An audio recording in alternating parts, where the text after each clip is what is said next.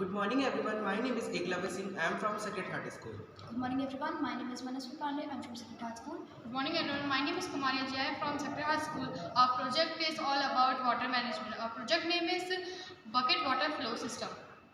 Our project is very beneficial for everyone because it saves lots of water. Generally when people turn on the tap, they forget to turn off the tap. And water start overflowing.